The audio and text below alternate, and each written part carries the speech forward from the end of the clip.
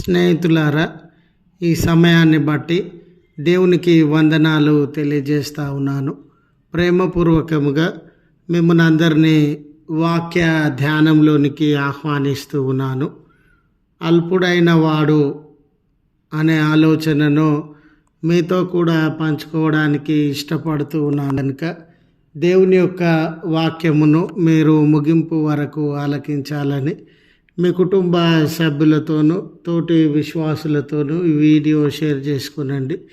మీ ప్రార్థన మనవులు ఎటువైనను కామెంట్స్ రూపంలో కానీ ఫోన్ కాల్ ద్వారా కానీ తెలియజేయండి. నమ్మకంగా మీ కొరకు ప్రార్థిస్తాము. ఈ వీడియో మీ ఆధ్యాత్మిక జీవితంలో ఉపయోగకరంగా ఉంది అని మీకు అనిపిస్తే దయచేసి ఈ ఛానల్ను సబ్స్క్రైబ్ చేసుకునవలసినదిగా మనవి. లేఖనము మత్తయి సువార్త 11వ అధ్యాయము 11వ వచనము. పరలోక రాజ్యంలో అల్పుడైన వాడు అతని కంటే గొప్పవాడు. స్నేహితులారా, ఈ మాటను ప్రభుల వారు బాప్తిస్మమిచ్చు యోహాను గారి కొరకు పలికినటువంటి వాడిగా మనము గమనిస్తాం. తన చుట్టూ ఉన్నటువంటి జనాంగం అంతటితో ప్రభుల వారు బాప్తిస్మం ఇచ్చే యోహాను యొక్క గొప్పతనాన్ని వివరించుచు తల్లి గర్భంలో జన్మించిన వాళ్ళందరికంటే బాప్తిస్మం ఇచ్చే యోహాను చాలా గొప్పవాడని, ఉన్నతమైన విలువలను కలిగినటువంటి వాడని, ప్రభు రాక కొరకు జనాంగాన్ని సిద్ధపరిచిన వాడని, ఎన్నో ఉన్నతమైనటువంటి గొప్ప మాటలను తెలియజేసినటువంటి ప్రభుల వారు ఈ మాటను కూడా పరలోక రాజ్యంలో అల్పుడైన వాడు అతని కంటే గొప్పవాడు అనే మాటను కూడా తెలియజేస్తూ ఉన్నారు. ఈ మాట కొంచెం మనల్ని ఆశ్చర్యంలోనికి, విస్మయంలోనికి నెట్టివేసేటటువంటి మాట.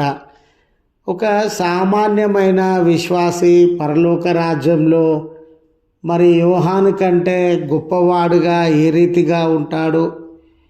ఒక సామాన్యమైన విశ్వాసి పరలోక రాజ్యంలో యోహాను కంటే విలువైనటువంటి వాడుగా, గొప్పవాడుగా ఏ రీతిగా ఉంటాడు?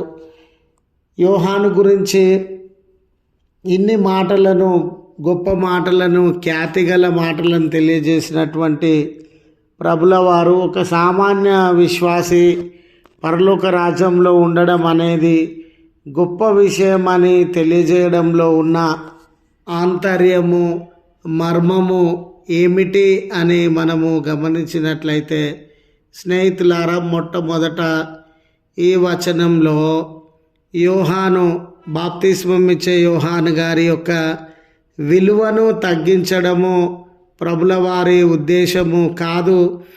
అతడు తేలికైనటువంటి వాడు అని తెలియజేయడము ప్రభుల వారి యొక్క ఉద్దేశము కాదు. కానీ పరలోక రాజ్యము పొందడం అనేది, పరలోక రాజ్యంలో ప్రవేశించడం అనేది విశ్వాసుల జీవితంలో ఎంత గొప్ప విషయము, ఎంత ప్రాముఖ్యమైన విషయము అని ఈ మాట ద్వారా ప్రభుల వారు తెలియజేస్తూ ఉన్నారు. లేఖనాలను గమనించినప్పుడు బాప్తిస్మం ఇచ్చు యోహాను గారి జీవితము పాత నిబంధన కాలానికి చెందినటువంటిదిగా, పాత నిబంధనలో ప్రవక్తలు జీవించినటువంటి జీవిత విధానాన్ని వారు అనుసరించినటువంటి వారుగా, బోధించినటువంటి వారుగా మనము గమనించగలుగుతాం. అయితే వారి కాలం తర్వాత యేసు ప్రభుల వారు పరలోక రాజ్యాన్ని గురించి బోధిస్తూ ఉన్నారు. బాప్తిస్మం ఇచ్చు యోహాను కాలం తర్వాత పరలోక రాజ్యాన్ని గురించి బోధిస్తూ ఉన్నాడు.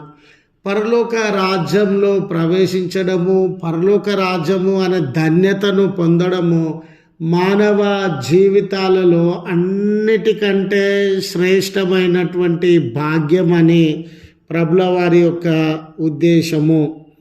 అయితే పరలోక రాజ్యంలో పొందే వ్యక్తుల యొక్క గొప్పతనాన్ని, వారు అనుభవించినటువంటి దీవెనను గమనించినట్లయితే పరలోక రాజ్యంలో ప్రవేశం పొందుతూ ఉన్నటువంటి వ్యక్తులు క్రీస్తు ద్వారా రక్షణ అనుభవాన్ని కలిగినటువంటి వారుగా, పరలోక రాజ్యంలో దేవుని కుటుంబంలో చేర్చబడినటువంటి వారుగా, దేవునితో ప్రత్యేకమైన సహవాసము, క్రీస్తుతో నూతన జీవిత అనుభవము కలిగినటువంటి వారుగా ఉన్నారు.